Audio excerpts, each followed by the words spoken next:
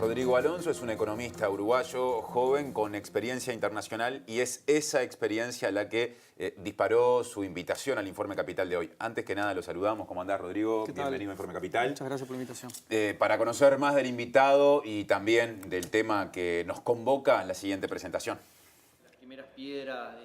Rodrigo Alonso es un economista uruguayo de poco más de 30 años que entre 2014 y 2015 trabajó en una dependencia de la vicepresidencia de Venezuela llamada Sala Situacional de Análisis Político, en donde desempeñó tareas de asesoría en el seguimiento de la coyuntura, los discursos políticos y fundamentalmente la economía. En ese país, hace aproximadamente unos 4 años, comenzó una crisis que no paró de profundizarse. La fuga de capitales, el aumento de un endeudamiento que acerca al fantasma de la cesación de pagos, el desabastecimiento, la brusca caída del ingreso y la emigración constituyen algunos de los grandes problemas en torno a los cuales se agudizaron la polarización política y la violencia.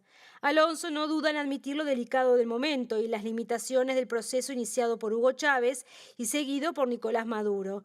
Pero también se propone rastrear en los orígenes del problema y plantear potenciales escenarios futuros. ¿Cuándo y por qué comenzó a deteriorarse la situación? ¿Son posibles las salidas sin nuevos ajustes en las condiciones de vida? Y en caso de que no, ¿sobre quiénes recaerían? Las elecciones presidenciales fijadas para el 20 de mayo quizás ayuden a dar una respuesta, aunque el rechazo a los comicios de los sectores opositores y de buena parte de la comunidad internacional anticipan nuevos y fuertes cuestionamientos ante una potencial renovación del mandato de Maduro. Ya vamos a hablar de lo que tiene que ver, Rodrigo, con las elecciones y si las elecciones van a ser una respuesta o no, ¿no? Porque eran en abril, antes iban a ser más avanzado el segundo semestre y ahora son en mayo. Pero bueno, dejando esto para un poquito más adelante, me gustaría saber cómo fue que caíste, que llegaste a Venezuela y cómo llegaste a estar trabajando en lo que es en el ámbito de la vicepresidencia, ¿no? Que no debe ser fácil. No. Bueno, yo estaba terminando mis estudios en Brasil, en una universidad orientada al problema de la integración latinoamericana que se llama la UNILA, que queda en Foz de Iguazú, ahí en la Triple Frontera. Uno de mis profesores de curso había estado trabajando en el gobierno venezolano y a raíz de mi interés por conocer de primera mano lo que allí ocurría y bueno, esa realidad, consigo un vínculo y bueno, termino trabajando en lo que se llama una sala situacional de análisis político en el marco de la vicepresidencia venezolana. Es una especie de sala de asesores que bueno, hace un seguimiento de coyuntura, plantea elementos de análisis, lo que está pasando, etc.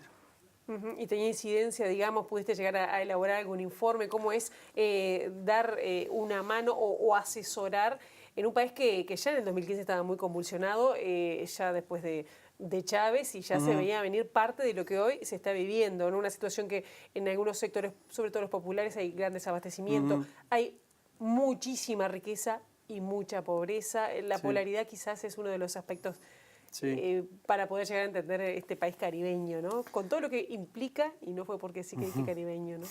Lo caribeño, como sí puede ser. La parte inicial de tu pregunta refería a que de alguna manera, si se aportaste... ¿Qué tareas hacíamos? ¿Cómo aportábamos? Bueno, no mucho porque hay muchas salas de análisis político en Venezuela. Nosotros no éramos de las principales vinculadas. Estábamos vinculados al Ejecutivo, pero bueno, había otras tantas.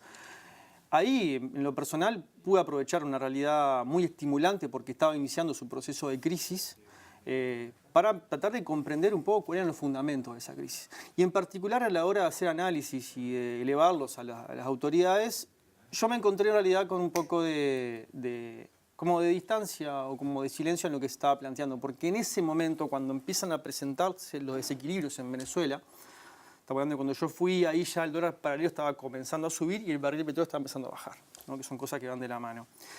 Lo que el chavismo pone sobre la mesa como matriz explicativa de lo que está pasando es la tesis de la guerra económica. Que a mi juicio tiene un componente de verdad. Efectivamente, hay acaparamiento, hay mucho contrabando de extracción que se le llama, es que la gente saca productos de Venezuela, los vende en Colombia y después compran moneda, con dólares compran bolívares, o sea que hay una calecita de mucha rentabilidad. ¿Qué gente hace eso? Eso lo hace todo el mundo. O sea, está generalizado como práctica. Eso está generalizado como práctica de supervivencia en un contexto de crisis. De supervivencia. De supervivencia, sí. Hay de todo. Hay desde grandes mafias de Bueno. mucho peso que están en ese proceso. Hay crimen organizado. Hay digamos. crimen organizado con eso, hay empresariado que también acapara en sus bodegas y lo vende en las islas del Caribe, lo vende en Colombia. Y después hay mucho menudeo pequeño, que ellos lo llaman pachaqueros. Es gente, quizá con un empleo poco remunerado, bueno, que vende productos subsidiados en la frontera.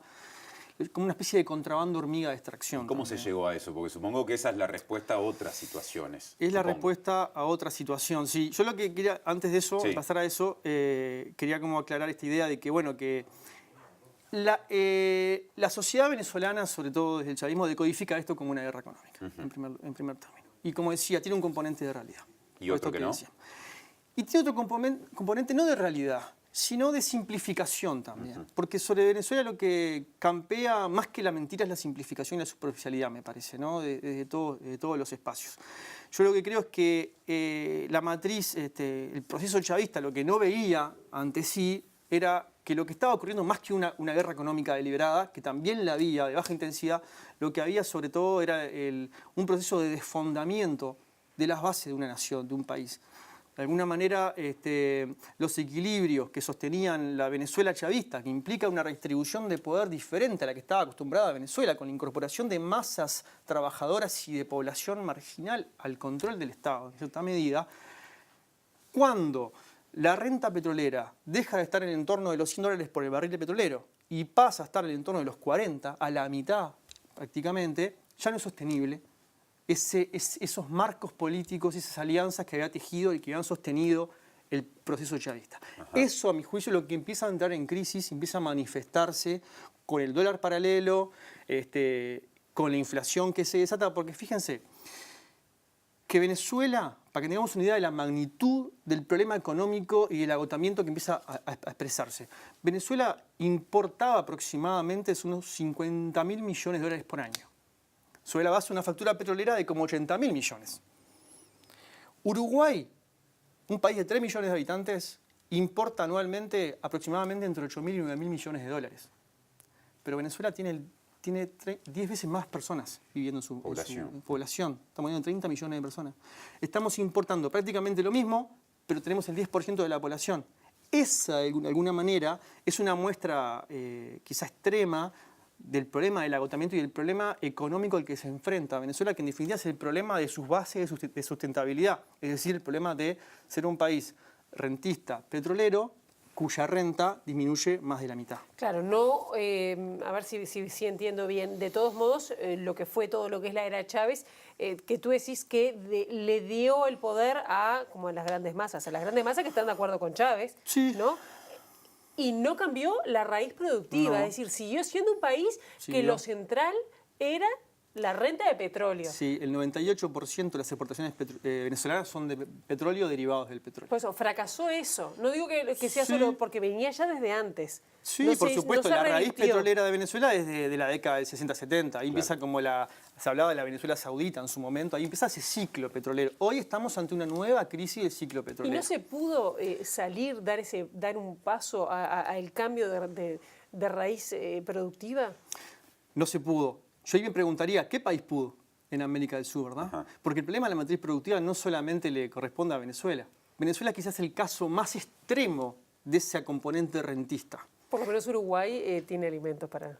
Claro, por lo menos Uruguay es un país primero exportador, pero tiene diversificada en 7, 8 productos su matriz exportadora. No está tan jugado a un producto. No está tan jugado. Venezuela tiene dos problemas que hacen que los ciclos de toda América Latina sean mucho más agudos. Primero, es un solo producto de exportación, principalmente. Uruguay, como decíamos, está más diversificado, pero también hay otros países.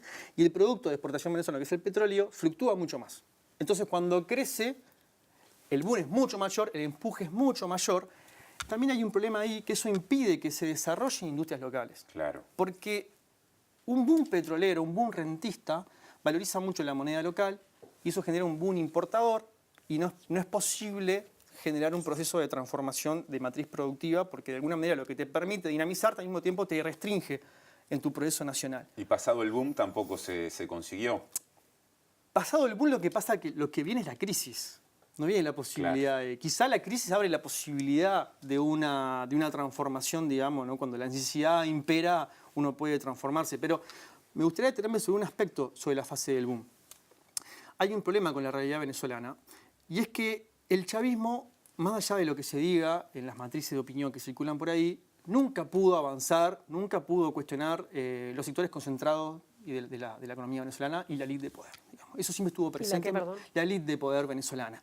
Ustedes pueden recordar el golpe de Estado en 2002 que se le da a Chávez. Sí. Hay un documental maravilloso que invito a que lo vean a los televidentes, que se llama La Revolución no será transmitida, que ahí queda clarísimo qué estaba en juego en Venezuela en 2002 por lo menos, y cómo la élite venezolana intenta darle un golpe de Estado al chavismo. El chavismo, como retaliación a eso, lo que hace es tomar PDVSA, la petrolera venezolana, el espacio central de la economía venezolana. Pero aún así... La nacionaliza. La nacionaliza, ya estaba nacionalizada, digamos que de alguna manera la toma bajo control del Estado, ¿no? Bajo control del Estado chavista, porque estaba nacionalizada, pero estaba en manos como de una tecnocracia empresarial. Pero aún así, durante los años chavistas, Venezuela tiene un superávit de balanza comercial enorme. Pero sin embargo empieza a endeudarse Venezuela. ¿Cómo es posible que un país que tiene un superávit brutal de balanza comercial genere deuda externa al mismo tiempo?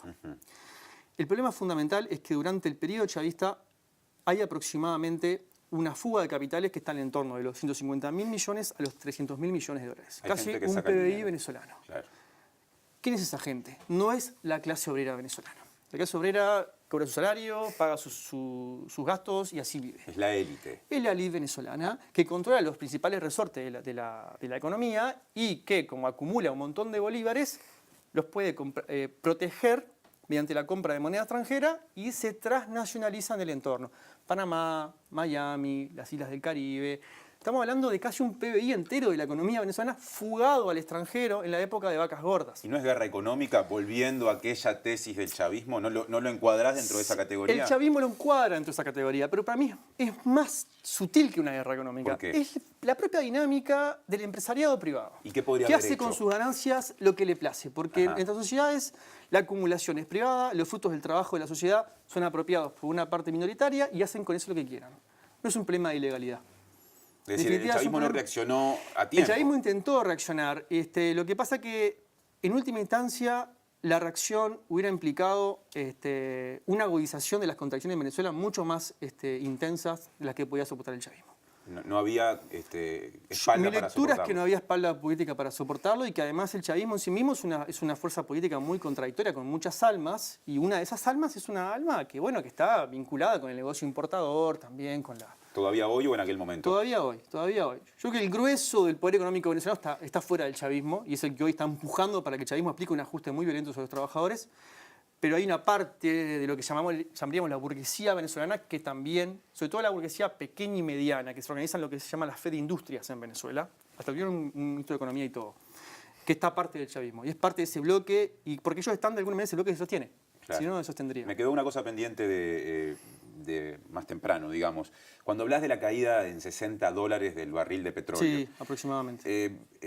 ¿Dónde está el origen de esa caída? ¿Se puede hablar de un movimiento internacional o de acuerdos Estados Unidos, Arabia Saudita, para perjudicar a Venezuela y su posición importante en la región en aquel momento? Yo creo que no. No. Yo creo que es una caída derivada de la dinámica del precio de las commodities, que hay que buscar otras causas para explicar eso.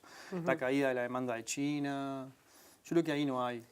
A ver, esto no quiere decir que no piense que no haya injerencia de Estados Unidos sobre la realidad venezolana. Venezuela es uno de los países más injerenciados, si me permite la palabra inventada, que hay en América Latina, sin lugar a dudas. Digo, hay un montón de, desde la construcción de paramilitares en la frontera con Colombia hasta, la embajada otorgando dinero a la oposición venezolana de forma abierta. Ustedes pueden ver las declaraciones del gobierno estadounidense sobre Venezuela, son claramente injerencistas. Eso es una realidad, pero el problema de la crisis venezolana no tiene fundamento ahí. Claro, es un problema del propio metabolismo de la sociedad venezolana.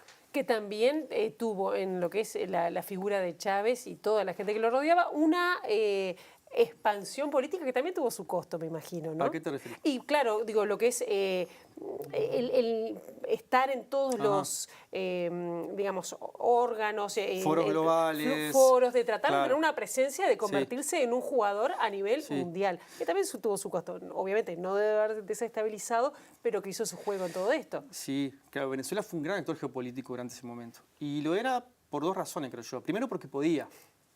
que esos réditos petroleros que le daba esa fase rentista de expansión, digamos, les permitió montar Telesur, le permitió, bueno, ser un promotor, hacer geopolítica también sobre la base del petróleo. Ellos crearon Petrocaribe, por ejemplo, que es una especie de estructura de distribución de petróleo en el Caribe, como un poco para amarrar también geopolíticamente esa región, que es clave para Venezuela, que es la que la ha salvado en gran medida en los foros internacionales. ¿Y qué queda ahora de esa Venezuela? ¿Qué pasa con los venezolanos?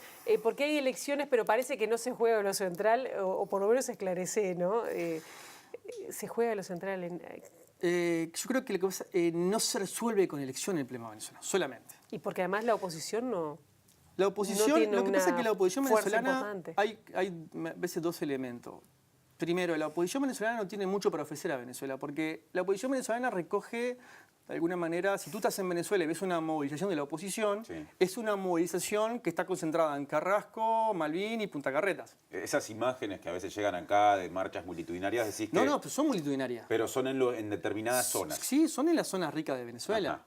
Eso no te quepa ninguna duda. Digo, realmente en Venezuela hay una polarización que tiene estratos sociales muy definidos. Yo participé de marcha de la oposición, digo, porque me interesaba ver qué es lo que había y me encontré claramente con eso.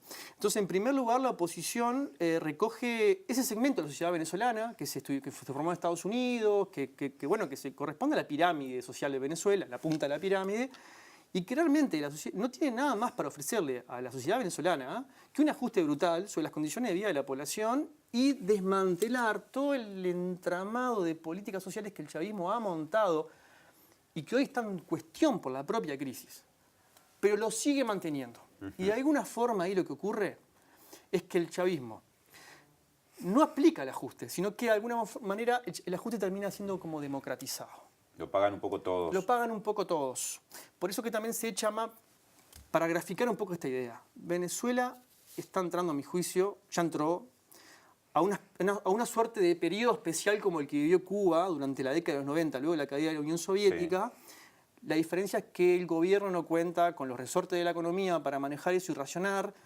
Hay una oposición que alternó siempre entre una estrategia de insurreccional abierta, digamos, en la calle y una estrategia electoral, y que por tanto, si vos entras en crisis, esa estrategia se agudiza porque es el momento de tumbarte, digamos, por la vía que sea.